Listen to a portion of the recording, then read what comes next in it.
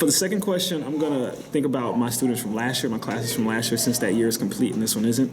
I think looking back, what I really wanted my students to understand and what I tried to drill into their head from day one were three things. What I wanted them to walk out of my classroom with were three things. The first being a very, very strong foundation in algebra. Algebra is a very, very important class. As a teacher that's taught upper level math, that teaches Algebra 1 now, I understand the importance of getting those foundational skills now. And so I made it clear to my students that I wanted them to understand the basic principles, basic laws, basic concepts, basic skills, laws of exponents, being able to graph an equation, being able to convert linear equations written in standard form to slope-intercept form, point-slope form, being able to graph a quadratic, being able to interpret a quadratic, being able to find the key features of graphs. These are things that I wanted to make sure my students understood, and I drilled into their head so that the later math classes won't be as difficult because they have those foundations. I had about 65% of my students grow significantly. The rest of them grew in some way.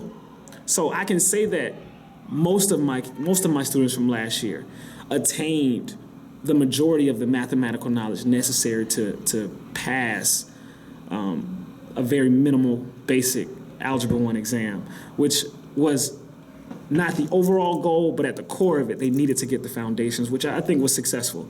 The second thing I wanted them to be able to do is, I wanted for them was what I call mathematical fluency, and that's being able to speak the language of math.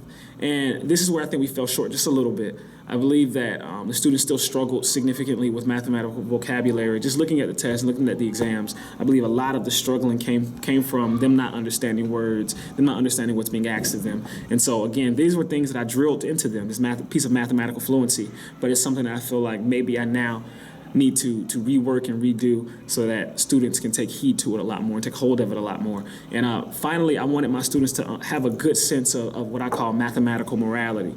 And what that means is them coming into class doing what's right, essentially. Come into class, take your notes, ask your questions, go home, study, do what you're supposed to do to learn the math. And because my data was what it was, I believe that most kids did that. I believe that the overall majority of my students did what they were supposed to do. Could they have done more? Of course. Any kid can do more. Any of us can do more. But I believe, all in all, I can say that I was successful with these three things. Even when I talk about the mathematical fluency, I saw growth, not as much as I wanted, not as much as we shot for, but students that couldn't even pronounce quadratic now were able to explain to me what it was, identify key features. So just an example of some type of success within my classroom in regards to those things.